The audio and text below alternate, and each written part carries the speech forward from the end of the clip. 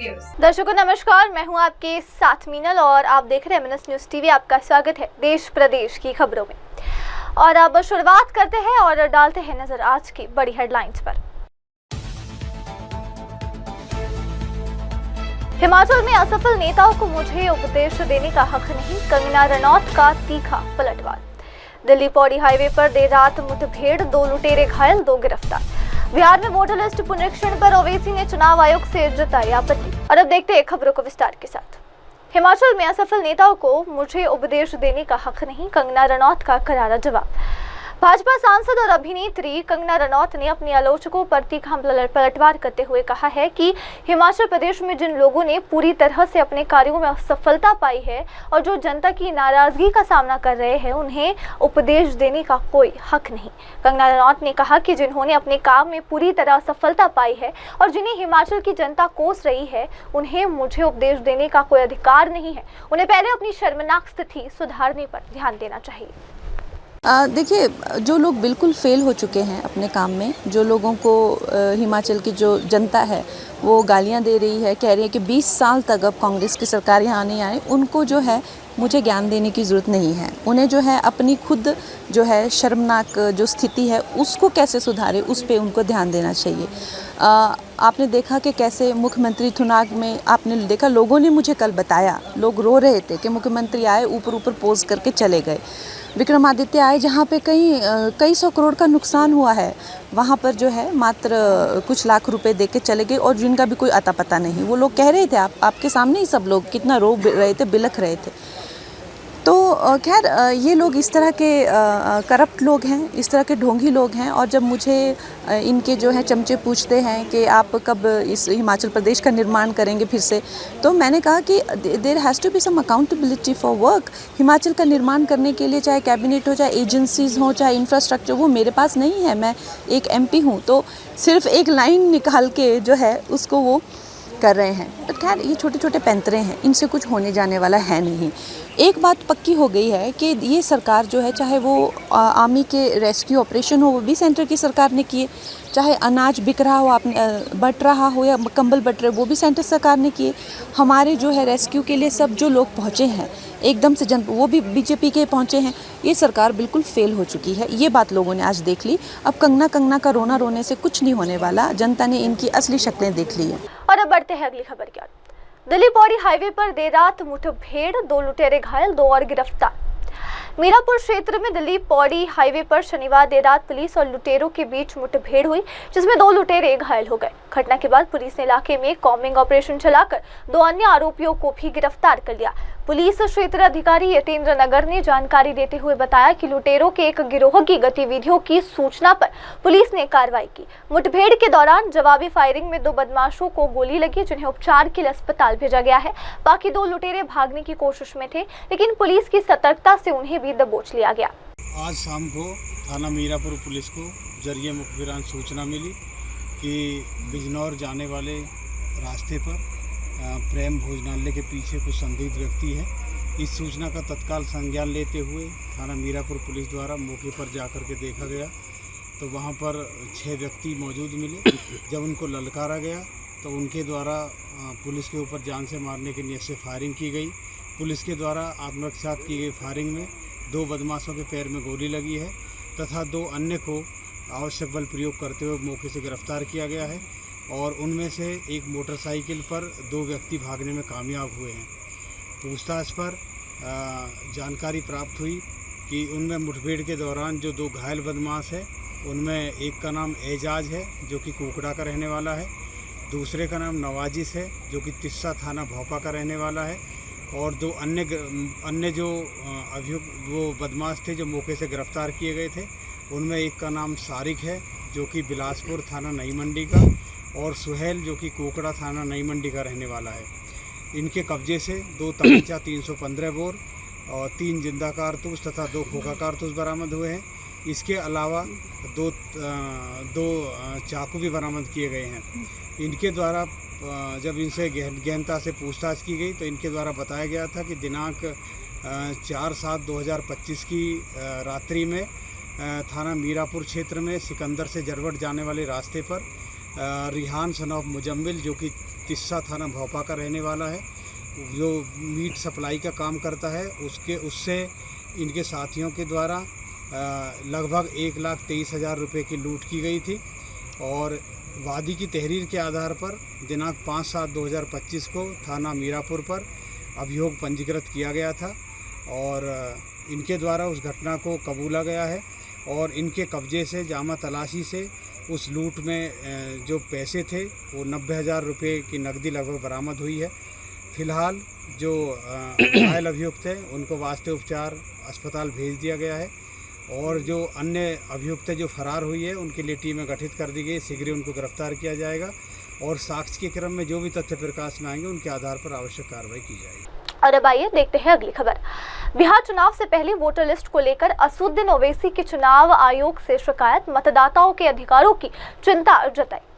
All India मजलिस से इत्तेहादुल मुस्लिमीन के अध्यक्ष असुद्दीन ओवैसी ने बिहार में आगामी विधानसभा चुनावों के मद्देनजर विशेष मतदाता सूची पुनरीक्षण को लेकर चुनाव आयोग का दौरा किया। उन्होंने इस प्रक्रिया से जुड़ी कई अहम चिंताओं को मुख्य चुनाव आयुक्त के सामने रखा। चुनाव आयोग से मुलाकात के बाद मीडिया से बात करते हुए ओवैसी ने कहा कि हमने चुनाव आयोग से मांग की है कि 2024 के आम चुनाव की मतदाता सूची को ही इस बार की क्वालिफाइंग लिस्ट माना जाए। अगर किसी व्यक्ति का नाम मतदाता सूची से हटा दिया जाता है तो ये केवल वोट देने के अधिकार की बात नहीं होती, बल्कि इससे उसकी आजीविका पर भी असर पड़ता है।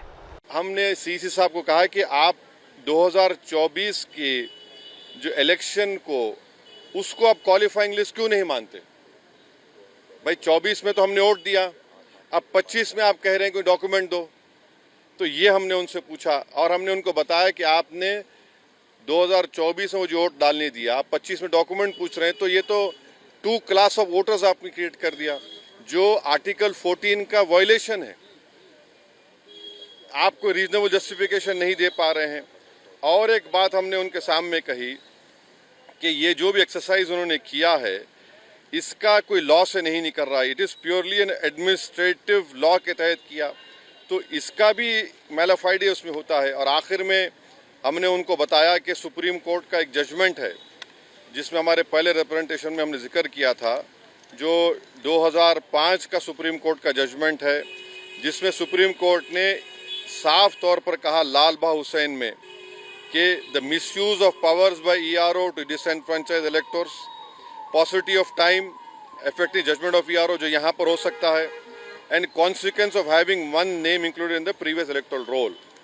तो ये सब बातें हमने ईसीआई के सामने रखी हैं, क्योंकि उन्होंने 3 डेट्स दिए, before 87, between 87 and 2004 and after 2004। तो ये हमने कहा कि इससे अगर कोई इलीगल माइग्रेंट्स है मान लीजिए, तो 2024 में उनको वोट डालने का इख्तियार क्यों दिया आपने? उसका कोई तो डेटा होना चाहिए, क्वांटम रेशियो क्या होगा। तो ये सब बातें हमने ईसीआई के सामने रखी। हमने उनसे भी ये रिक्वेस्ट किया कि ख़ास तौर से जो बिहार का फ्लड इफेक्टेड एरिया है वहाँ के एडमिनिस्ट्रेशन को ऑर्डर दें कि जो लोग अपने डॉक्यूमेंट्स के लिए अप्लाई कर रहे हैं उनको फ़ौरन दें। और हमने उनसे कहा कि सर ये एक्सरसाइज आप गवर्नमेंट टू गवर्नमेंट कर सकते थे, ईसीआई विद गवर्नमेंट के, भाई बताओ क्या है, कितने डॉक्यूमेंट्स है, नहीं है। मगर मेजर रीज़न ये है, मेजर हमको जो लगता है कि जो बिहार के नौजवान बाहर हैं, चाहे मुंबई में हो, दिल्ली में हो, हरियाणा में हो, पंजाब में हो, हैदराबाद में हो, उनके लिए बड़ी दिक्कत पेश आएगी। और अगर नाम उनका नहीं आएगा तो फिर उनको वोट डालने का इख्तियार नहीं मिलेगा। और फिर ये जो एक्सरसाइज को इलेक्शन कमीशन खुद अपने उसमें नोटिफिकेशन में कह रहा है कि ईआरओ और ईआरओ सिटीजनशिप एक्ट 1955 में कॉम्पिटेंट अथॉरिटी को बोल सकता है। अब जिसका नाम नहीं आएगा वो तो अपना वोट भी खो देगा, उसकी लाइवलीहुड का भी उसको एक नुकसान हो जाएगा। तो ये सब बातें हमने उनके सामने रखी। बहुत देर तक हमारी मीटिंग हुई। और अब बढ़ते हैं अगली खबर की ओर। निशिकांत दुबे का राज ठाकरे पर हमला, हिम्मत है तो बाहर आओ, तमिल तेलुगु बोलने वालों को भी मारो। महाराष्ट्र नवनिर्माण सेना प्रमुख राज ठाकरे के मारो लेकिन वीडियो मत बनाओ वाले बयान पर बीजेपी सांसद निशिकांत दुबे ने तीखी प्रतिक्रिया दी है। दुबे ने ठाकरे पर मराठी अस्मिता के नाम पर घृणा फैलाने और चुनावी राजनीति करने का आरोप लगाया। निशिकांत दुबे ने कहा कि तुम लोग हमारे पैसों पर पलते हो, तुम्हारे यहाँ कौन सी बड़ी इंडस्ट्री है? अगर तुम में हिम्मत है तो तुम हिंदी बोलने वालों को मारना चाहते हो तो फिर उर्दू, तमिल और तेलुगु बोलने वालों को भी मारो। और अब अगली खबर। उत्तराखंड में परिवहन व्यवस्था को मिलेगा नया आयाम। मुख्यमंत्री पुष्कर सिंह धामी ने यूटीसी मिनी टेम्पो ट्रैवलर्स को दिखाई हरी झंडी। ये क्या है कि आप क्या कर रहे हो कि मराठी बोलना होगा? आप किसकी रोटी खा रहे हो? वहां टाटा है, बिरला है, रिलायंस है, कोई महाराष्ट्र में यूनिट नहीं है। सब टैक्स पेयर जो है, टाटा यदि बिहार झारखंड नहीं होता, उस वक्त बिहार नहीं होता, टाटा ने तो पहली फैक्ट्री वहीं बनाई। हमारे पैसे पर पल रहे हो तुम। कौन सा टैक्स देते हो? कौन सी इंडस्ट्री है तुम्हारे पास?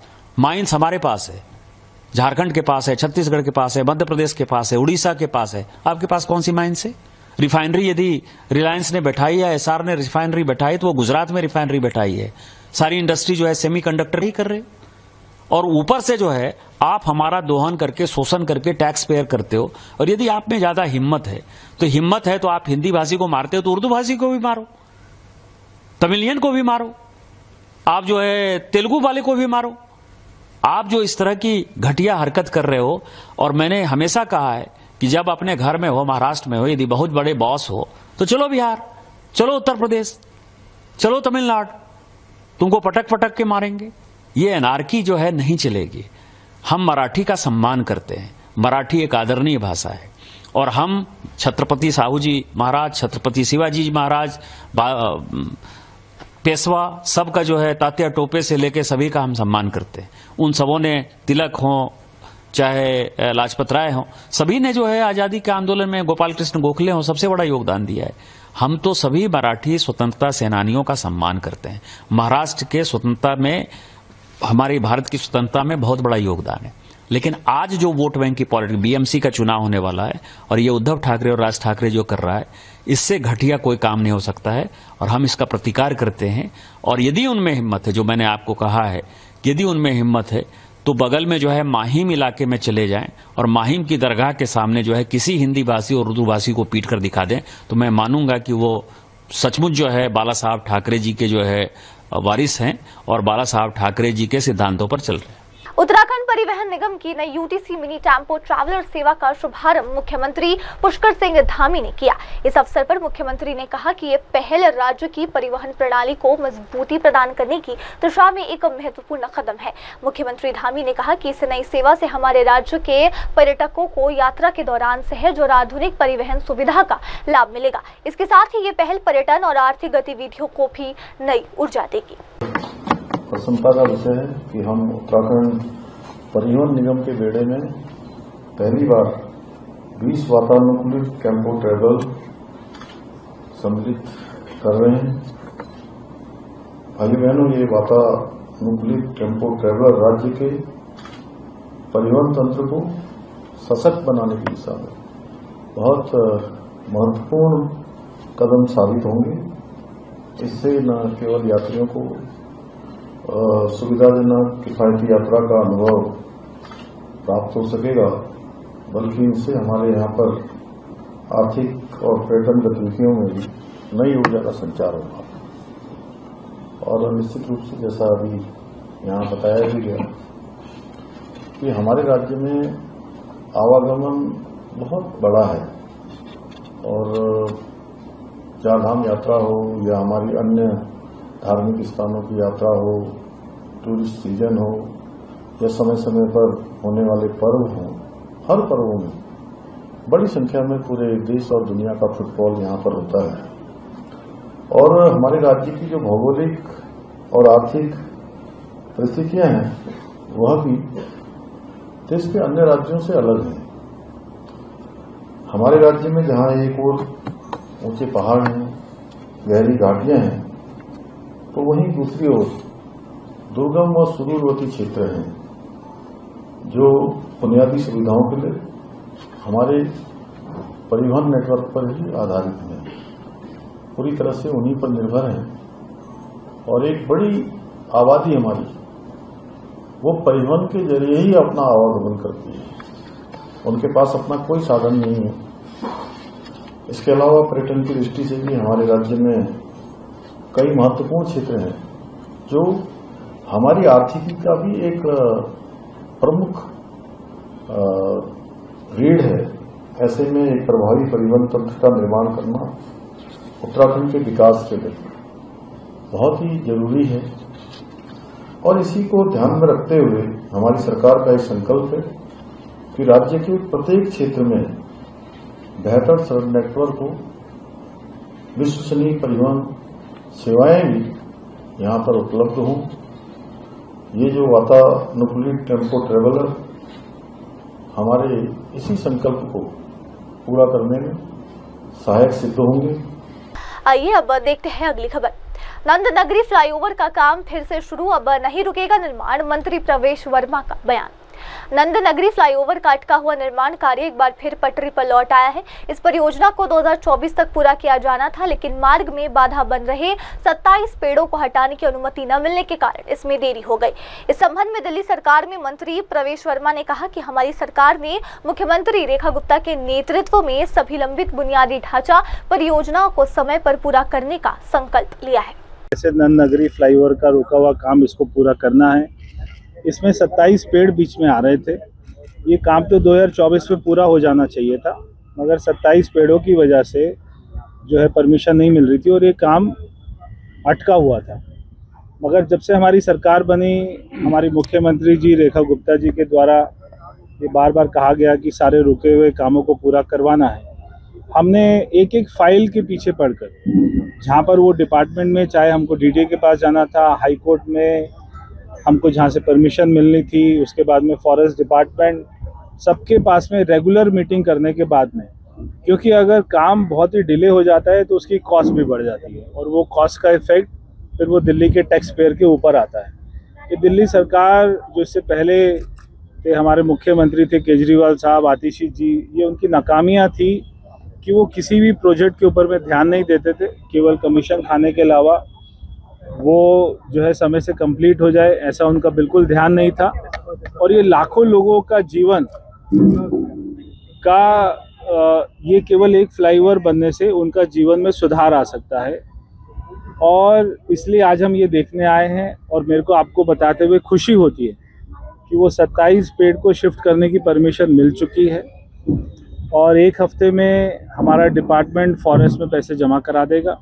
एक हफ्ते के बाद में ये रुका हुआ काम, इसको पूरा कर लिया जाएगा। बहुत ही जल्दी इसका उद्घाटन होगा। तो बार बार मनोज तिवारी जी के कहने के बाद में, हमारे विधायक मोहन सिंह बिष्ट जी के कहने के बाद, तो इस कामों को हमने तेजी लेकर आए, इसको हमने दिशा दी है।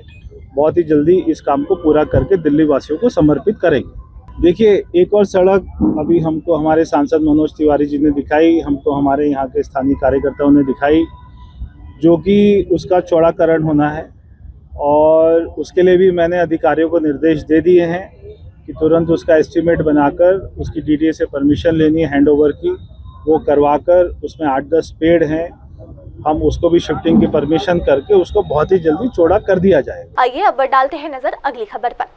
स्मार्ट मीटर से बड़े बिलों पर अब भड़के लोग, बिजली कार्यालय के बाहर किया प्रदर्शन।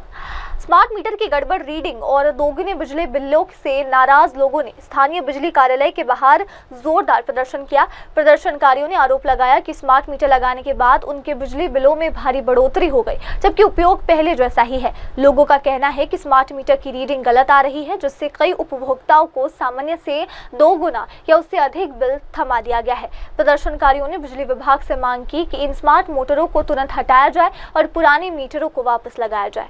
हमारे समझ ये आ रही है कि स्मार्ट बिल लगने के बाद बिल बहुत ज्यादा आ रहा है। पहले तो 1500 रुपया महीने का आता, तो 3000 महीना का 2 महीनों का आता, अब 3000 महीना का आता है। और बच्चे की सैलरी है 10,000 की, तो 5000 बिल कहाँ से भरेंगे हम। हमारे यहाँ पे 3 महीने पहले स्मार्ट मीटर लगा था। जब से स्मार्ट मीटर लगा है, तो जब से बिल आ रहा है, जब लगा ना तो पहली बार 17,000 बिल आया, उसके बाद में 13,000 बिल आया, अभी आया 9,000। तो हम बिल ही भरेंगे या खाना भी खाएंगे? सिर्फ इतना बिल आएगा तो हम कैसे भरेंगे, आप बताओ। हमको बच्चे भी पढ़ाने हैं, खाना भी खाना है, सब कुछ करना है, सिर्फ लाइट का बिल ही नहीं भरना है ना।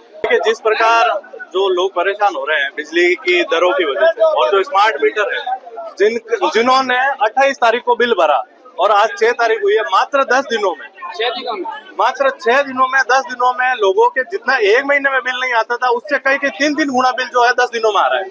और जो स्मार्ट मीटर जब लाया गया था उसमें सरकार की ये मंशा थी कि इसमें सब पारदर्शिता होगी, सब कुछ होगा, बिजली चोरी से बचेंगे। क्या गरीब आदमी को परेशान करने के लिए ये मीटर लाया गया?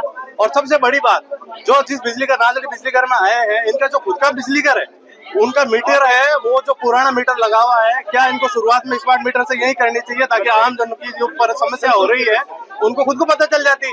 लेकिन इन्होंने पूरी तरीके से जो प्राइवेट कंपनियों को ये ठेका दे दिया, और जो प्राइवेट कर्मचारी आते हैं, प्राइवेट कर्मचारी आके सीधा मीटर पर हथौड़ा मार के मीटर को तोड़ देते हैं, और ना किसी जो मीटर धारक जो उपभोक्ता है उससे ना तो ये पूछा जाता है कि हम ये बदलाव कर रहे हैं नहीं कर रहे हैं, और तोड़ने के बाद में कहते हैं कि नहीं हम आपकी सुविधा के लिए, ये दल की सुविधा के लिए नहीं, इससे आम जन परेशान हो रहा है।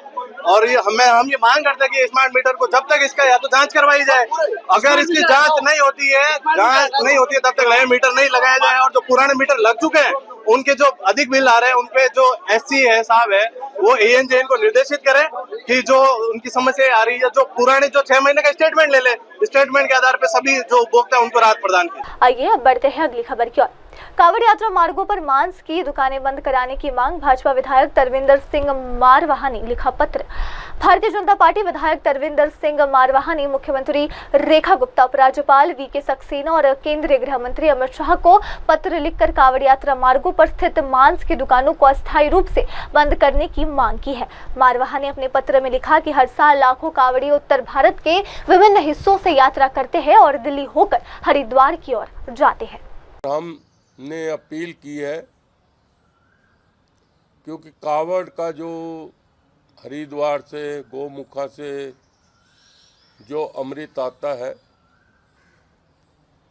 वो मंदिरों में चढ़ाया जाता है, शिवलिंग में, और लोगों को प्रसाद के रूप में दिया जाता है।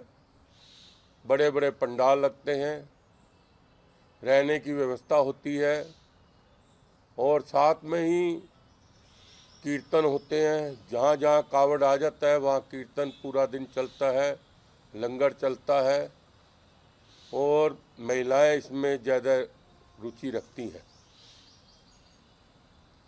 क्योंकि ये परंपरा चल रही आ रही है। हम उन भक्तों का भी स्वागत करते हैं जो अपना समय निकाल कर, पैरों में चप्पल भी नहीं होती, और लगातार कोई 20 किलोमीटर, कोई 25 किलोमीटर, कोई 30 किलोमीटर का सफ़र तय करता है, कोई 4 दिन में, कोई 5 दिन में, कोई 7 दिन में। हमने नवरात्रों में भी कहा था कि नवरात्रे भी हमारा पवित्र दिन होते हैं। उस दिन जो नॉन वेज की दुकान है, मीट मछली और जो दुकानें हैं वो बंद होनी चाहिए। उसका असर पड़ा था। दिल्ली में आपने देखा होगा 90% नवरात्रों में दुकानें बंद रही हैं। इसी तरह कांवड़ का जो लोग कांवड़ लेकर आएंगे, और सबसे बड़ी बात है कांवड़ को नीचे भी नहीं रखते, जगह जगह परसांगे लगाकर कांवड़ उतारते हैं, वो ऊपर टांगते हैं कि उसकी पवित्रता को कोई नुकसान ना हो। इस बार हमने ठाना है कि जहाँ जहाँ से कांवड़ निकलेगा पूरी दिल्ली में, वैसे तो मैं होम मिनिस्टर को तो अपील जो करने मिलकर बताऊंगा कि पूरे हिंदुस्तान में होना चाहिए ये, लेकिन हम दिल्ली के विधायक हैं, दिल्ली सरकार है, हम नैतिक अपनी जिम्मेवारी लेते हुए यह तय कर रहे हैं कि जहाँ जहाँ से कांवड़ निकलेगा वहाँ पर मीट की दुकानें बंद होंगी, हर हालत में बंद होगी। अगर सरकार करेगी तो ठीक है, अगर नहीं करती तो हम अपने कार्यकर्ता लगाकर, केंद्रीय गुरु सिंह सभा के जो हमारे कार्यकर्ता हैं और जो संगठन है हमारे साथ मिले हुए हैं, हमारे कार्यकर्ता जा जाके उन दुकानों को प्यार से, रिक्वेस्ट से कहेंगे कि आप वहां पर दुकानें बंद रखो। और अब अगली खबर, ITPO टनल प्रोजेक्ट जल्द होगा पूरा, क्लियरेंस मिलते ही शुरू होगा कार्य। दिल्ली PWD मंत्री परमेश वर्मा का बयान। दिल्ली के लोक निर्माण विभाग मंत्री परमेश वर्मा ने ITPO प्रोजेक्ट के तहत बन रहे टनल कार्य का निरीक्षण करते हुए कहा कि ये कार्य ITPO और आवास एवं शहरी कार्य मंत्रालय के तहत किया जा रहा है। इस परियोजना का 80% वित्त पोषण महुआ द्वारा किया जा रहा है।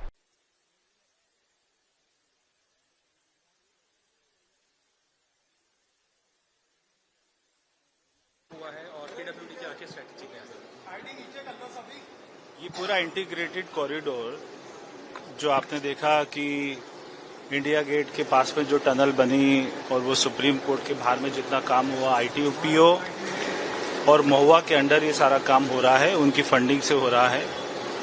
इसमें 80% पैसा महुआ से मिला है और 20% ITPO से मिला है। 2023 में जो बाढ़ आई थी उसमें ये जो 10 बॉक्स बन रहे थे वो सारे सेटल हो गए थे और उस वजह से काम रुक गया। उसके बाद में 9 हमने स्टडी करवाई, IIT दिल्ली, IIT मुंबई ने भी स्टडी किया, मगर कोई भी ऑप्शन नहीं निकला। तो फिर हम इसको कम हाइट के साथ ही इसको बनाएंगे। अभी आखिरी मीटिंग महुआ के साथ में होनी है, DDA ने क्लियरेंस दे दी है, तो वहाँ से क्लियरेंस मिलते ही महुआ से इसको बनाने का काम शुरू होगा। अभी हम ठीक रेलवे लाइन के नीचे खड़े हैं। यहाँ पे रेल की स्पीड भी बहुत कम हो जाती है, 20 किलोमीटर की स्पीड रेलवे की होती है। तो जब तक ये काम नहीं होगा रेलवे की स्पीड भी कम ही रहेगी और बाढ़ का पानी इसमें दोबारा ना आए उसके लिए भी प्रिकॉशंस लिए गए हैं। हमको जैसी महुआ से क्लियरेंस मिलती है उसके बाद में 8 से 9 महीने में इसको कंप्लीट कर दिया जाएगा, जो कि एक बहुत बड़ा काम हो। इस काम को PWD कर रही है। सर, पिछली सरकारों में लेट क्यों हुआ बनने में? कितने सालों तक? देखिए, पिछली सरकारों में लेट इसलिए होता था क्योंकि कोई भी फॉलोअप नहीं था। कोई भी काम हो रहा है या नहीं हो रहा, किसी सरकार को चिंता नहीं थी, कोई फॉलोअप नहीं था। हमने आने के बाद में इसको एक एक जगह पर इसका फॉलोअप किया है। हमने DDA के साथ में, महुआ के साथ में, ITPO के साथ में, सारे डिपार्टमेंट के साथ में हमारा फॉलोअप चलता रहा है। जैसे बारापुला का जो बहुत बड़ा फ्लाईओवर का काम और वो भी L&T कंपनी कर रही है, वहाँ पर भी पेड़ों की परमिशन आना बाकी है। जो काम 2 साल से नहीं हुआ हमने उसको 2 महीने में पूरा करके दिखाया। बहुत ही जल्दी हमें किसी भी दिन हमको पेड़ की परमिशन मिल जाएगी। जैसी परमिशन मिलती है वो काम भी 8 से 9 महीने में पूरा हो जाएगा। तो केवल ईमानदारी की बात थी, फॉलोअप करने की बात थी, जो कि पिछली सरकारों ने नहीं किया। आइए बढ़ते हैं अगली खबर की ओर। झांसी रेलवे स्टेशन पर army medical officer major Rohit Bachwala ने कराया सुरक्षित प्रसव, सेना प्रमुख ने की सराहना। भारतीय सेना के medical officer major Rohit Bachwala ने झांसी रेलवे स्टेशन पर एक गर्भवती महिला का सुरक्षित प्रसव कराकर न सिर्फ मानवीय सेवा का बेहतरीन उदाहरण पेश किया, बल्कि अपनी क्लिनिकल विशेषज्ञता और निस्वार्थ सेवा भाव से सभी का दिल जीत लिया। इस अद्भुत कार्य के लिए आज थल सेनाध्यक्ष जनरल उपेंद्र द्विवेदी ने मेजर रोहित की भूरी भूरी प्रशंसा की।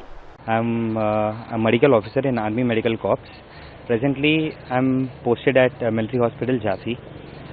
While I was proceeding on my leave, I had reached the Jhansi station, upon which I had seen one lady who had come out of the lift in a wheelchair, shouting out with pain. I immediately rushed to her to see what exactly is the issue, and by seeing her clinically, I felt that she is in active labor. So firstly, I told the lady that you don't need to worry, I am a medical officer and nothing will happen to you nor the child. And at that point of time I realized that she cannot be evacuated from that point, so I had planned that I would deliver her right away at that same place. In that incident, and I had looked for certain items where such as I've looked for a knife where I've got a pocket knife, I've looked for a lighter to sterilize that knife, and I had also got some clips, hair clips, so that I can clip the umbilical cord. So I had assisted to deliver the baby safely, and soon after that, with the help of the pocket knife and also the hair clips, I had separated the umbilical cord. The baby was not responsive during the first incident, but with my clinical skills, I had tried to resuscitate her, and then even she had responded, and I really felt very happy for that. But the mother was still in pain. So during which then I had tried to deliver a placenta. I have also tried to give her a massage over her abdomen for 10 to 15 minutes, but she wasn't able to deliver. Soon after that, I also got surgical gloves, and with the help of gloves, I manually delivered her placenta. The mother was very, very happy and she was out of pain. The baby was happy, the baby started crying, and it was all God's grace that I felt that the mother and baby were absolutely stable and fine. And the railway staff, I have a special thanks for the railway staff. They had helped in whatever things that I wanted at that point of time, and also they have also maintained the privacy of the individual. Baby and the child, the mother and the baby, they were transferred to the medical college, Jhansi. और अब बढ़ते हैं अगली खबर की ओर। सिवाई गांव में भारी बारिश के बाद बाढ़ का कहर, घर और फसलें नुकसान में।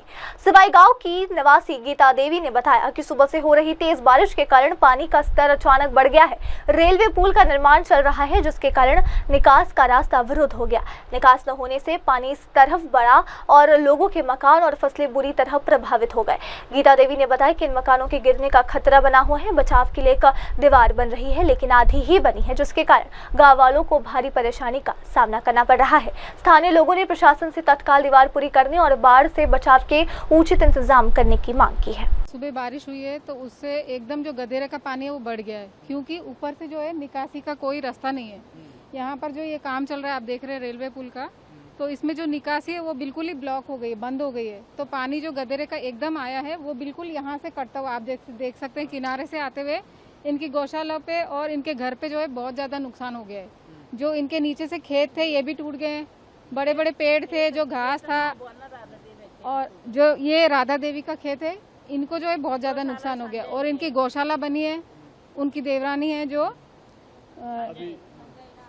उनके देवर हैं संजय सिंह, उनकी गौशाला पे भी बहुत ज्यादा नुकसान है। देखो पानी कितने ऊपर लेयर तक गया है, जिसमें उनका बहुत ज्यादा टूटने का खतरा हो गया है। तो अभी क्या डर बना है, क्या ये मकान ही गौशाला ढह सकते हैं? हाँ, ये बिल्कुल ढहने की, बिल्कुल खतरे की कगार पे है। ये कभी भी टूट सकते हैं। तो ये इन्हीं का नहीं, ऊपर से जो भी घर है उनके लिए भी खतरा बना है, क्योंकि यहाँ पर जो है एक सुरक्षा दीवार की बहुत ज्यादा आवश्यकता है। सुरक्षा दीवार उन्होंने आधी दी है और आधी छोड़ दी है, तो कई सारी जो है परियोजना में जो काम है वो आधा आधा छूट रहा है, जिससे गाँव वालों को नुकसान है। अगर ये रात को आता तो हम क्या करते?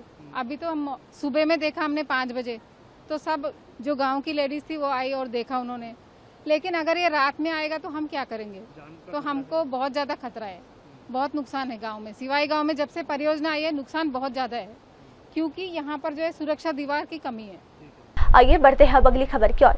हरियाणा के मुख्यमंत्री नायाब सिंह सैनी ने बाबा लखी शाह बंजारा प्रकाश दिवस समारोह में संबोधित किया कि हरियाणा में बाबा लखी शाह बंजारा प्रकीर्ण दिवस के अवसर पर आयोजित कार्यक्रम में मुख्यमंत्री नायाब सिंह सैनी ने उपस्थित लोगों को संबोधित किया। उन्होंने बाबा लखी शाह बंजारा के साहस, बलिदान और देशभक्ति की प्रशंसा करते हुए कहा कि उनके जीवन से प्रेरणा लेकर हमें भी देश की सेवा और एकता बनाए रखने का संकल्प लेना चाहिए। मुख्यमंत्री ने कहा कि ऐसे वीर शहीदों की कहानियां हमें हमारे सांस्कृतिक और राष्ट्रीय गौरव की याद दिलाती है और युवाओं को देशभक्ति की भावना से ओतप्रोत करती है। उन्होंने सरकार की विभिन्न योजनाओं और विकास कार्यों का भी उल्लेख करते हुए कहा कि हरियाणा को प्रगति के मार्ग पर आगे बढ़ाने के लिए सभी मिलकर काम करें। के मुख्यमंत्री आदरणीय मनोहर लाल जी, जिनकी एक सोच थी कि हमारे जितने महापुरुष हुए हैं उन महापुरुषों को राज्य स्तर के ऊपर उनको याद किया जाए, उनको सम्मान दिया जाए।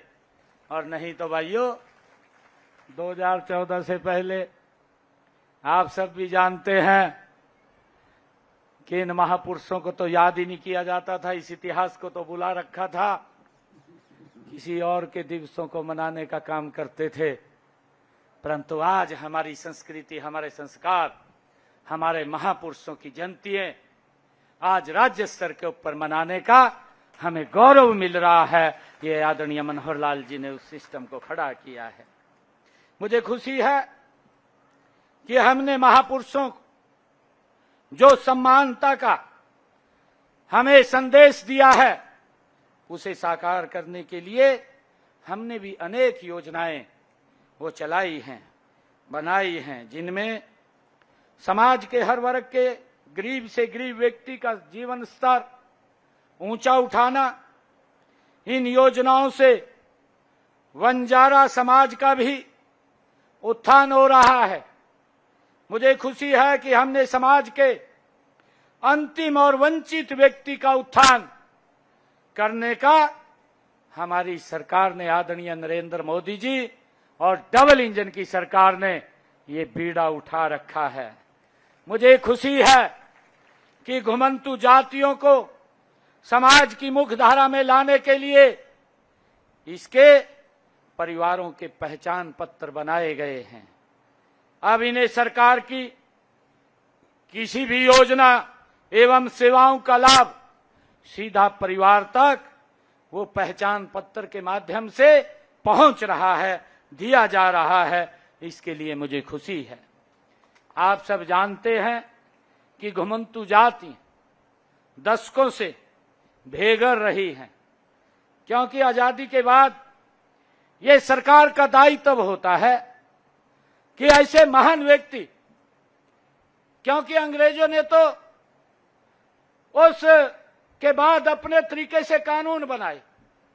उन्होंने तो कानून ये बनाए कि उनके खिलाफ अगर कोई आवाज को बुलंद करेगा तो उसको कैसे प्रताड़ित करना, कैसे उसको जेल में डालना, कैसे उसको फांसी पे लटका देना, ये उनकी नीति रही है। और अंग्रेजों ने अपने तरीके से कानून बनाए, परंतु मुझे बड़े दुख के साथ ये बात कहनी पड़ रही है। और अब अगली खबर। समाजवादी पार्टी प्रमुख अखिलेश यादव का बड़ा बयान, गंगा यमुना की सफाई का दिखावा, असल में नदियां गंदी है। समाजवादी पार्टी के राष्ट्रीय अध्यक्ष अखिलेश यादव ने राज्य में नदियों की सफाई को लेकर बड़ा आरोप लगाया है। उन्होंने कहा कि पहले मैंने कई लोगों को, जिनमें इंजीनियर भी शामिल थे, गोमती नदी को साफ करने की कोशिश करते देखा, लेकिन अब हमें रिपोर्ट मिल रही है कि पूरे राज्य में जल उपचार संयंत्र बंद कर दिए गए हैं, कोई भी प्लांट चालू नहीं है और अनट्रीटेड गंदा पानी सीधे नदियों में छोड़ा जा रहा है। अखिलेश यादव ने बताया कि यह सब इसलिए किया जा रहा है ताकि कोई ये न जान पाए कि नाले या नदियां वास्तव में साफ हुई है या नहीं। उन्होंने कहा कि मानसून की बारिश के साथ गंदा पानी बह जाएगा और कोई भी इस मामले में जवाबदेह नहीं होगा। इससे पहले एक और अंग्रेजी अखबार प्रतिष्ठित था, उसमें मैंने गोमती को सफाई करते हुए बहुत सारे लोगों को देखा। जिस विभाग के अंतर्गत ये चीजें आती हैं, सफाई, नदियों की सफाई, नदियों का साफ सुथरा होना, उनके मंत्री को भी हमने देखा था कि पानी में कूद गए थे, और वो नहीं, उनके साथ अधिकारी, इंजीनियर सब लोग घुस करके और सफाई का प्रयास किया था, लेकिन सफाई नहीं हुई। इधर देखने को मिल रहा है और जानकारी मिल रही है कि पूरे प्रदेश के ट्रीटमेंट प्लांट बंद कर दिए इन्होंने, कोई ट्रीटमेंट प्लांट चलाया नहीं जा रहा है, और सीधा सीधा नालों का पानी, पूरी गंदगी सीधी सीधी नदियों में डाली जा रही है। और इसलिए डाली जा रही है कि जिससे जानकारी न मिले कि आखिरकार नाले साफ हुए कि नहीं हुए, नदियां साफ हुई कि नहीं हुई है। जो बरसात का पानी आ रहा है वो सब गंदगी को लेके निकल जाएगा और इन पे आरोप भी नहीं लगेगा। वो बात अलग है कि बुंदेलखंड की नदियों को इतना खोद दिया गया, इतना खोद दिया गया है, किसी जिले में चले जाएं, हर जिले में सड़क पर, खेत के किनारे टीले बने हुए हैं, टीले लगे हुए हैं और ऊंचे ऊंचे टीले हैं। ऐसा लग रहा है कि कई पहाड़ बन करके आ गए हैं, एक एक महीने में पहाड़ बन गए, 2 महीने में पहाड़ बन गए। और उस बात में मैं नहीं जाना चाहता हूं, उस पहलू पर, क्योंकि हमें भी वही जरूरत पड़ेगी एक समय पर। अभी एक पार्टी के नेता ने आरोप लगाया है कि उसके खिलाफ 1700 करोड़ की वजह से साजिश हो रही है। तो वही 1700 करोड़ जो हैं, उसकी वजह से टीला ही नहीं दिख रहा किसी को, टीले कहीं दिखाई नहीं दे रहे किसी को। और इटावा में एक अधिकारी का ट्रांसफर हुआ, 80 मीटर ऊंचा पहाड़ लेके चला गया संघ अपने, गोरखपुर के करीब 80 मीटर ऊंचा पहाड़, अब वो है ही नहीं। अधिकारी ट्रांसफर हुआ, उसके साथ लगता है वो पहाड़ भी उधर ही चला गया, गोरखपुर की तरफ। तो मैं अभी कहूंगा कि 2 वीडियोस हैं, एक पुराना है, एक नया है, जो कि यमुना का है, और एक यमुना का और है, जो अभी हाल में आपने एक चैनल और एक न्यूज के साथी ने जो कहा कि किस तरीके से ताजमहल के पीछे जो गंदगी है यमुना की, कैसे अंग्रेज टूरिस्ट लोग नाक बंद करके आ रहे हैं। और मैं आपको याद दिलाना चाहता हूं, जब पहला भाषण हुआ था आगरा में बीजेपी के बड़े नेता का, उन्होंने ये भरोसा दिलाया था कि अकेला आगरा $1 ट्रिलियन की टूरिज्म इकोनॉमी पैदा कर सकता है, $1 ट्रिलियन की। और अब अगली खबर, ब्रिक्स सम्मेलन में पीएम मोदी की भागीदारी पर पवन खेड़ा का सवाल। क्या है ये सवाल सोशल मीडिया के लिए? कांग्रेस के वरिष्ठ नेता पवन खेड़ा ने प्रधानमंत्री नरेंद्र मोदी के ब्रिक्स शिखर सम्मेलन में भाग लेने को लेकर कई तीखे सवाल उठाए हैं। उन्होंने कहा है कि इस वर्ष रूस और चीन के राष्ट्रपतियों ने सम्मेलन में हिस्सा नहीं लिया, ऐसे में इसकी प्रासंगिकता पर सवाल उठते हैं। पवन खेड़ा ने कहा कि पीएम मोदी ऐसे आयोजनों में शामिल होते रहते हैं, लेकिन मैं पूछना चाहता हूं कि उन्हें इससे देश के लिए क्या मिल रहा है? क्या प्रधानमंत्री सिर्फ सोशल मीडिया के लिए इन सम्मेलनों में भाग लेते हैं?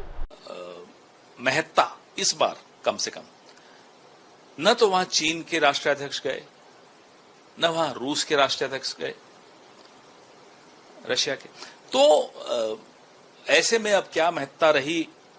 प्रधानमंत्री तो पिछले साल काजान में भी गए थे, उससे पहले जोहान्सबर्ग वाले समिट में भी गए थे। क्या लेकर आए देश के लिए?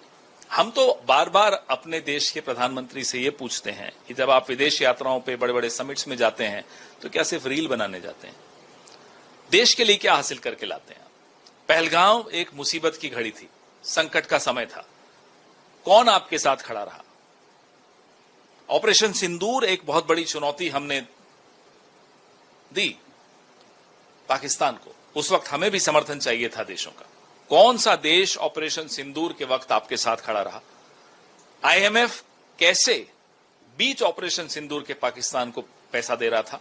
कैसे वर्ल्ड बैंक बीच ऑपरेशन सिंदूर के उसका सैंक्शन कर रहा था फंड्स? कैसे ऐसे देश जो हमारे दोस्त थे, हमारे साथी थे, वो पाकिस्तान की मदद ऑपरेशन सिंदूर में कर रहे थे? ये सब सवाल कौन जवाब देगा? देश का प्रधानमंत्री नहीं देगा तो। आइए बढ़ते हैं अगली खबर की ओर। कर्नाटक के हासन जिले में हार्ट अटैक से हुई मौतों पर बोले जेडीएस विधायक ए मंजू, कोविड वैक्सीन नहीं जीवन शैली है जिम्मेदार।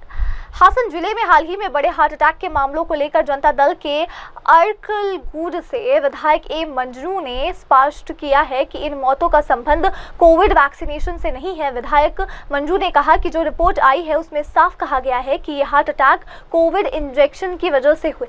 ये मौत लोगों का जीवन शैली से जुड़ी समस्याओं के कारण है, ना कि COVID vaccinations. See, I think already the report is come out.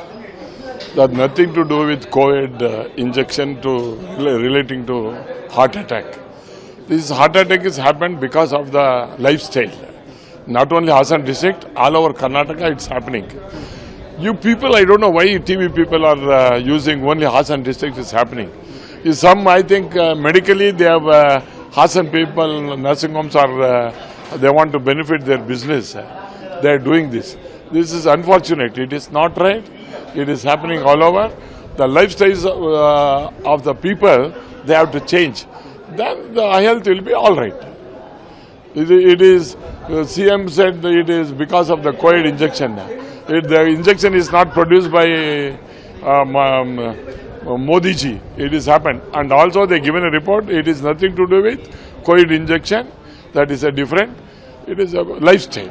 Okay. Any comments and state politics? Surjewala back-to-back meeting is MLA, and some of Congress MLAs are upset their government and September Kranti. See, I am not that party MLA.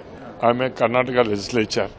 That How is, do you see? You are the opposition leader. No. That is an infight in the party.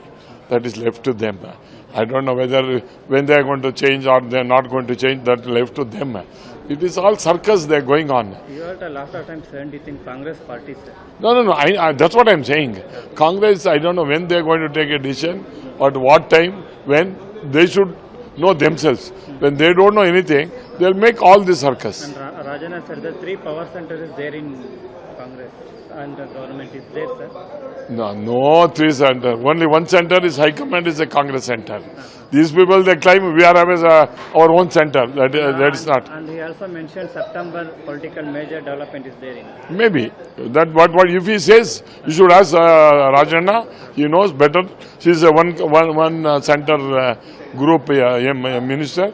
He should know in and out. Sir, yesterday senior Swamiji Rambapura Swamiji said that one opportunity is there in CM DK Shivkumar. No. Opportunity is there for CM post. Only after vacating. He should resign. then only somebody will climb. Otherwise, thank you. आइए अब बढ़ते हैं अगली खबर क्या। DRDO controllers conference में बोले रक्षा मंत्री राजनाथ सिंह, सिर्फ कागजों पर नहीं सुरक्षा तंत्र का अहम हिस्सा है ये विभाग। रक्षा अनुसंधान एवं विकास संगठन द्वारा आयोजित कंट्रोलर्स कॉन्फ्रेंस को संबोधित करते हुए केंद्रीय रक्षा मंत्री राजनाथ सिंह ने कहा कि विभाग केवल कागजी लेखा झोंका संभालने तक सीमित नहीं है, बल्कि ये देश की सुरक्षा प्रणाली का भिन्न हिस्सा है। राजनाथ सिंह ने कहा कि आपने कंट्रोलर्स कॉन्फ्रेंस का आयोजन किया है, लेकिन मेरा मानना है कि केवल नियंत्रक बनना ही पर्याप्त नहीं, आपका मन भी खुला और ग्रहणशील होना चाहिए। काफी सुखद अनुभूति होती है कि डीएडी प्रोएक्टिवली अपने आप को बेहतर बनाने की पूरी कोशिश कर रहा है। साथियों, अभी जब मैं यहां रहा था तो मेरे दिमाग में एक बात आई कि इस कॉन्फ्रेंस का नाम भले ही कंट्रोलर्स कॉन्फ्रेंस आपने रखा है, पर मुझे लगता है कि आपका माइंडसेट कंट्रोलर का नहीं होना चाहिए। आपका माइंडसेट ओपन और रिसेप्टिव होना चाहिए।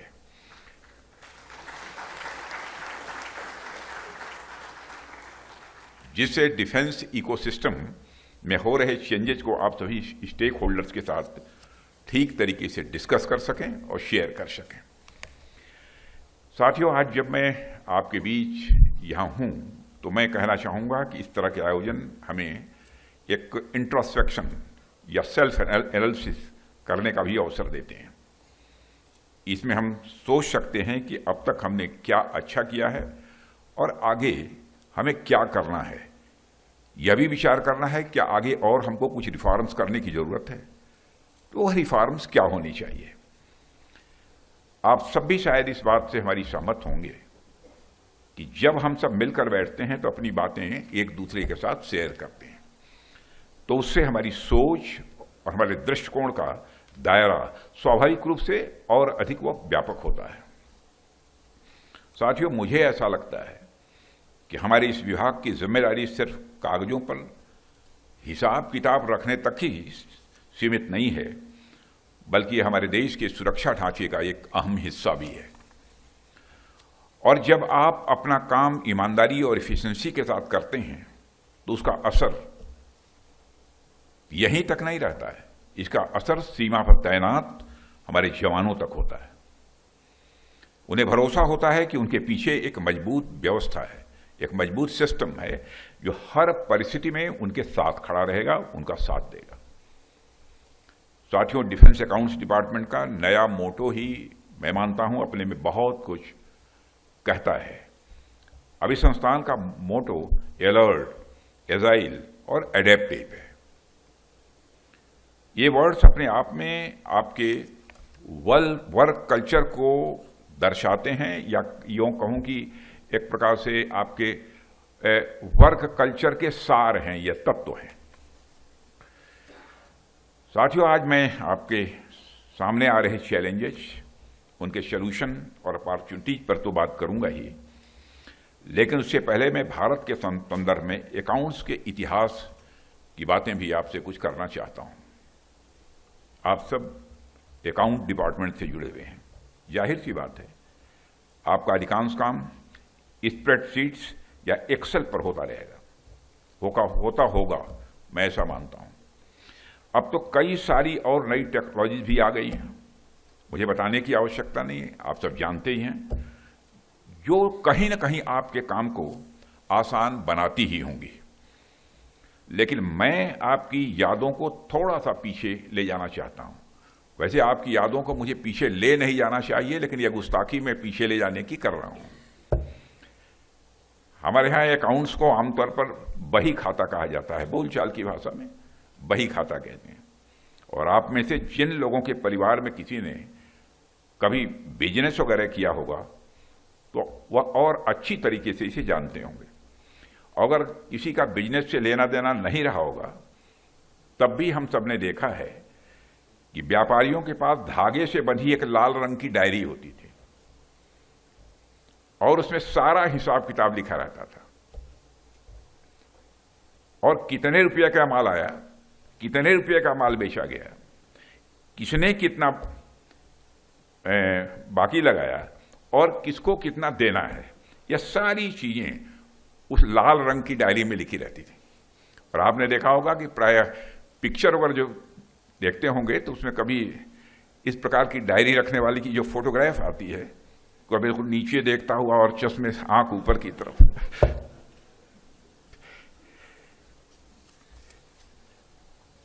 और एक चीज पर आपने ध्यान दिया होगा कि दिवाली जैसे अवसरों पर जब हम माता लक्ष्मी की पूजा करते हैं तो उस समय उस लाल डायरी की भी पूजा की जाती थी।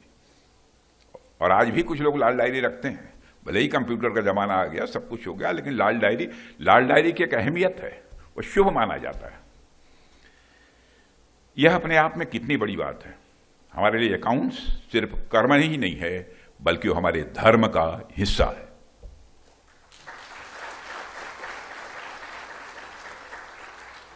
इसलिए आइए बढ़ते हैं अगली खबर की ओर। विशाखापट्टनम पुलिस ने सुरक्षा के लिए बड़े पैमाने पर ड्रोन तैनात किए। विशाखापट्टनम आंध्र प्रदेश में विशाखापट्टनम पुलिस ने सुरक्षा व्यवस्था को मजबूत करने के लिए बड़े पैमाने पर ड्रोन तैनात करना शुरू कर दिया। पुलिस कमिश्नर शंखब्रत बागची ने बताया कि हमने ड्रोन पुलिसिंग को बड़े स्तर पर शुरू किया है। ड्रोन के कई उपयोग है। दूर दराज के इलाकों में ड्रोन आकाश से निगरानी के लिए बेहद प्रभावी साबित हो रहे हैं और वे दूर से किसी भी अवैध गतिविधि को पहचान कर सकते हैं। इसके अलावा ड्रोन वीआईपी सुरक्षा व्यवस्था और ट्रैफिक प्रबंधन में भी महत्वपूर्ण भूमिका निभा सकते हैं। Started drone policing in a big way. The purposes that drone serves are manifold. Number one, in remote areas which are not frequented by public, where it is not cost effective to send beats or patrol teams, especially in view of the fact that we don't have enough manpower, drones are highly effective.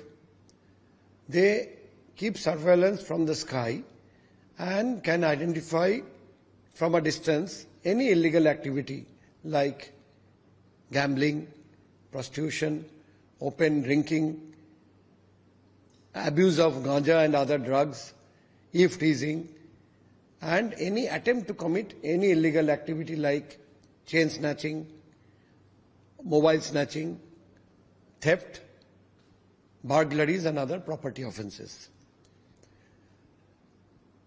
These drones that we are recently procuring are all having night vision devices. We all know that offences may occur throughout the day, but offences most likely happen during the night. So these drones, they have the capacity to see even during darkness, even when there is no light. They can identify the offender. So on one hand, they can see if there is any attempt to commit offence and thus help the police in preventing offences, or they can see the offender after an offence is committed and the offenders are fleeing. As a result, with the evidence of this drone video footage, we can identify the offender, arrest the offender, recover the stolen property if it is a property offence, and produce this drone footage as evidence in the court of law so that the case can end in conviction. Besides, drones are useful during VIP bandobast, except for Prime Minister, where drones are not allowed. In case of other VIPs, we can use drones to ensure that bandobast is properly being done. In big congregations, drones are a big asset because we can find out if there is any chance of stampede, anywhere there is more congestion, and then accordingly take action so that a stampede can be avoided.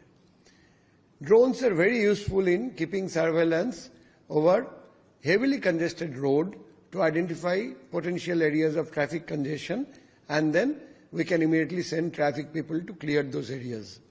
Similarly, in case of fairs and festivals, there also drones can help us in controlling traffic, regulating crowd and preventing stampedes. Right now in Vizag district, we have these latest technology drones with night vision device, with facial recognition technology, with searchlight and with siren facility. These drones, we have one each in Bhimli police station, PM Palem police station, Harilova police station, MBP police station, Pendutti police station, Kancharpalam police station, and Gajuaka police station. We also have drones which were purchased earlier, which don't have night vision device, but are useful during the day. We are using these drones in 3-town police station, 1-town police station, airport police station, Gopalpatnam police station, and Duwada police station. We also have a tethered drone that is keeping surveillance over the area between Rishukonda beach and RK beach and the beach road. Thus we have, as of now, 12 drones and one tethered drone, and with the use of these drones we are keeping surveillance and monitoring traffic and preventing crimes and detecting crimes. We are expecting that more drones can be purchased in future, as a result of which we can have two drones in each and every police station. We have 22 law and order police stations. We hope to get 44 drones for these 22 law and order police stations. We also want to purchase one drone that will be useful in disaster situations when a place gets marooned and we need to send supply to those areas, but it is difficult to reach even by boats. Then we can fly drones with supply like food and water and other essential medicines and send them to those places which are surrounded on all sides by water. So such a drone is costlier, but we are trying to procure one so that it can be handy during such times of natural disaster. Sir, approx what is the distance can capture the visual with this drone?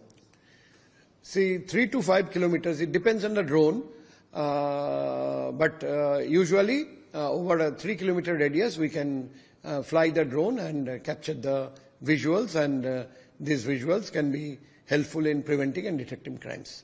और अब देखते हैं अगली खबर। तमिलनाडु में Japan coast guard का जहाज Itsukushima Chennai port पर पहुंचा। भारत जापान समुद्री सहयोग को बढ़ावा देने के उद्देश्य से जापान कोस्ट गार्ड का पोत इत्सुकुशिमा आज चेन्नई बंदरगाह पर पहुंचा। इस दौरे के दौरान दोनों देशों के बीच समुद्री सुरक्षा, प्रशिक्षण और आपसी सहयोग पर चर्चा की जाएगी। चेन्नई आगमन पर जहाज का पारंपरिक स्वागत किया गया। ये यात्रा भारत जापान द्विपक्षीय संबंधों को मजबूत करने के प्रयासों का हिस्सा है और दोनों देशों की कोस्ट गार्ड इकाइयों के बीच साझेदारी को और प्रगाढ़ करने का अवसर प्रदान करेगी।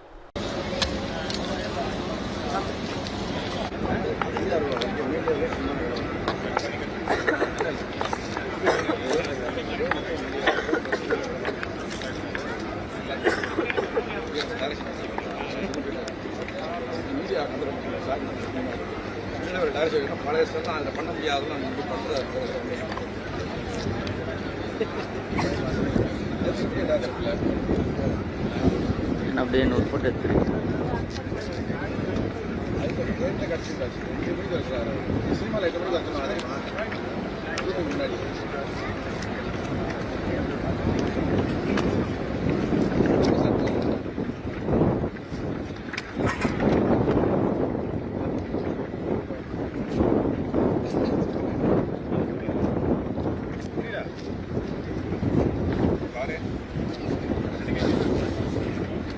அப்படியே எடுக்கிறேன்.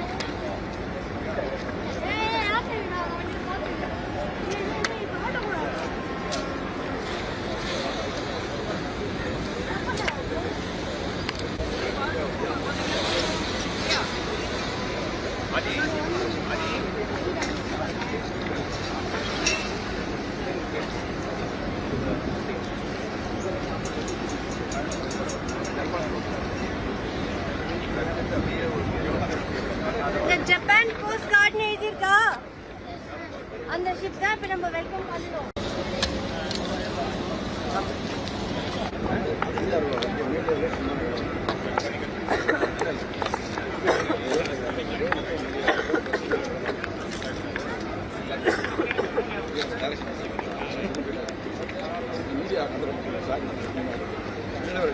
பழைய சொன்னா அதில் பண்ண முடியாதுன்னு நம்ம பண்ணுறது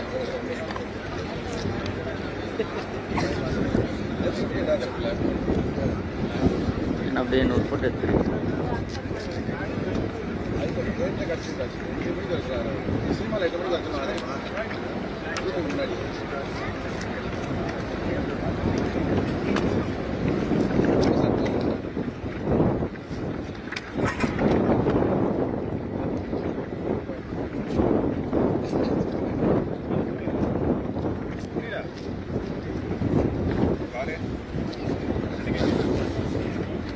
அப்படியே எடுக்கிறேன்.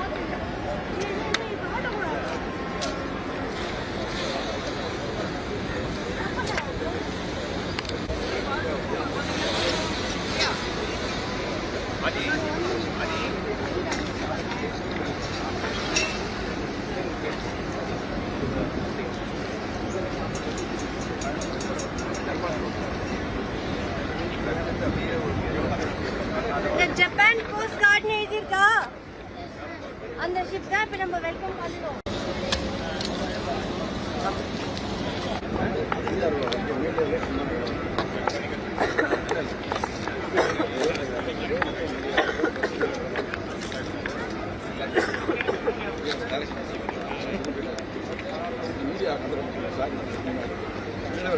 பழைய சொன்னா அதில் பண்ண முடியாதுன்னு நம்ம பண்ணுறது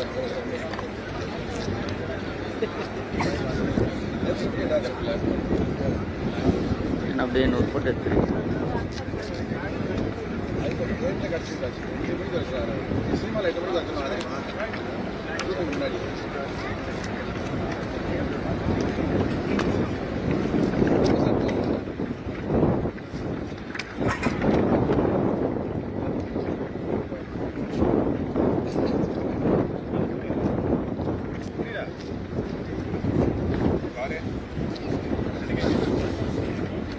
அப்படியே எடுக்கிறேன்.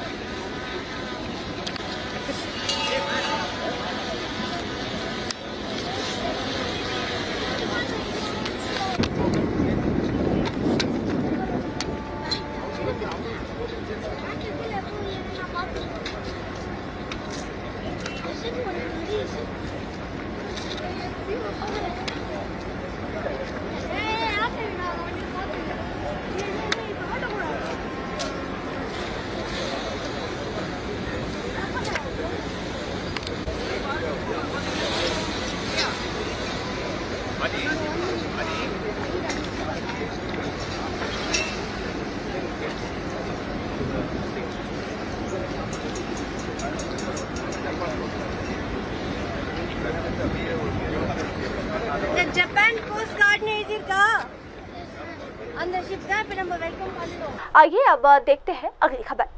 उत्तराखंड में मुख्यमंत्री पुष्कर सिंह धामी ने यूटीसी मिनी नई वातानुकूलित परिवहन सेवा को दिखाई हरी झंडी। उत्तराखंड के मुख्यमंत्री पुष्कर सिंह धामी ने एक नई परिवहन पहल के तहत यूटीसी मिनी वातानुकूलित बस सेवा को हरी झंडी दिखाकर रवाना किया। ये सेवा उत्तराखंड परिवहन निगम द्वारा शुरू की गई है, जो शहरी और आसपास के क्षेत्रों में यात्रियों को बेहतर, आरामदायक और सुलभ सफर का अनुभव प्रदान करेगी।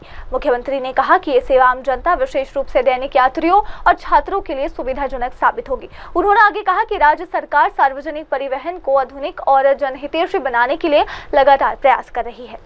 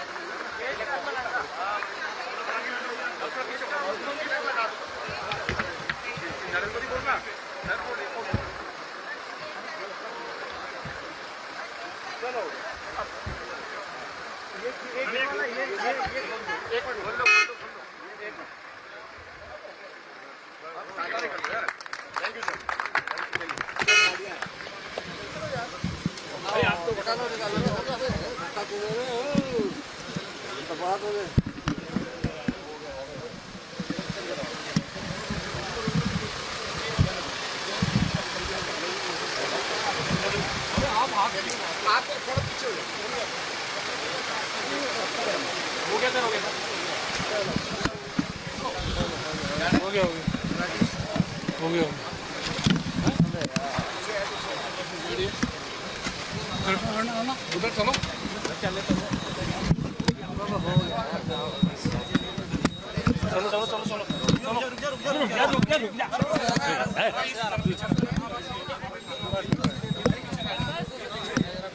यहाँ से ले लो विंडो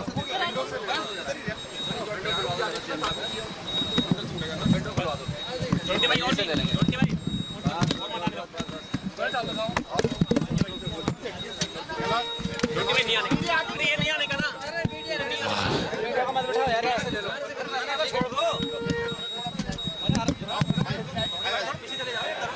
दरवाजा तो बंद कर दो।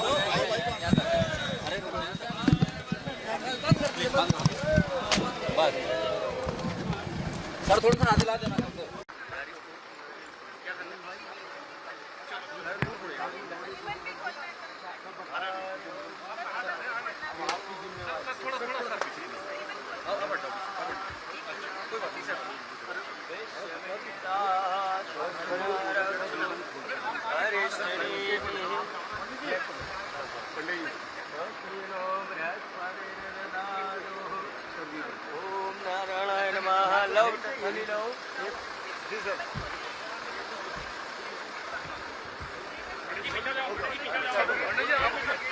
अच्छा अच्छा हो गया।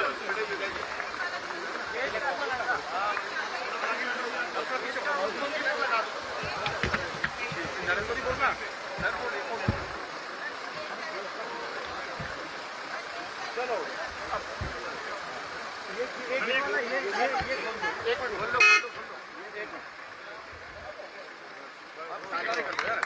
Thank you sir. आप तो बता दो निकालो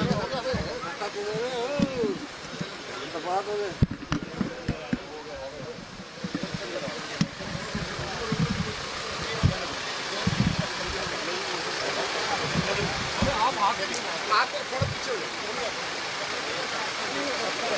हो गया सर हो गया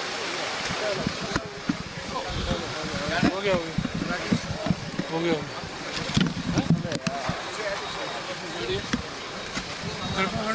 उधर चलो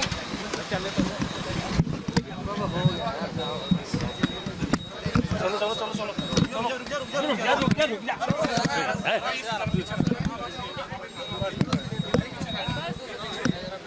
यहाँ से ले लो विंडो से ले लो।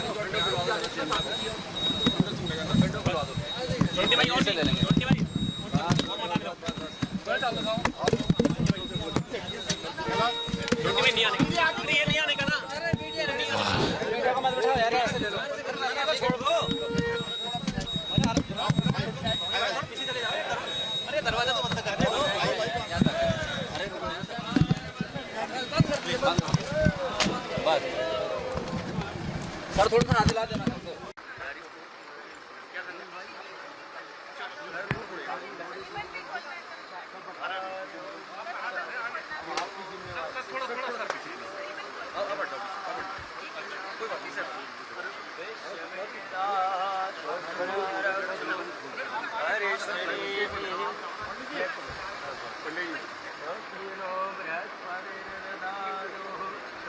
ओम नारायण महालव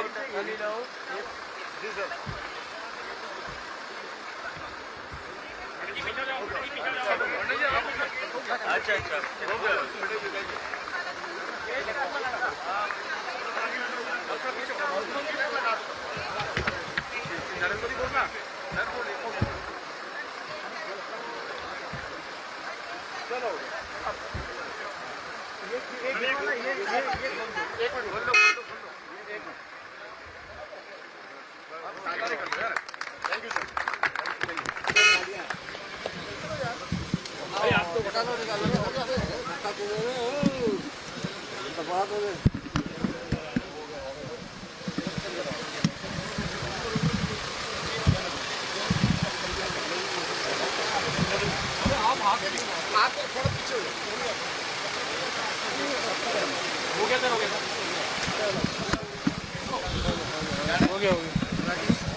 हो गया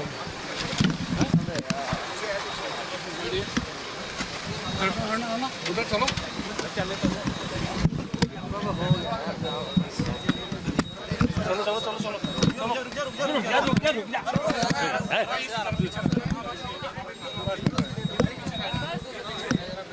यहाँ से ले लो विंडो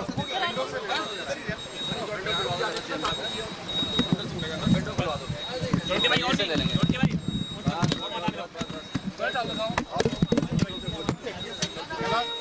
नहीं आने का ना मत बैठाओ यार ऐसे ले लो छोड़ दो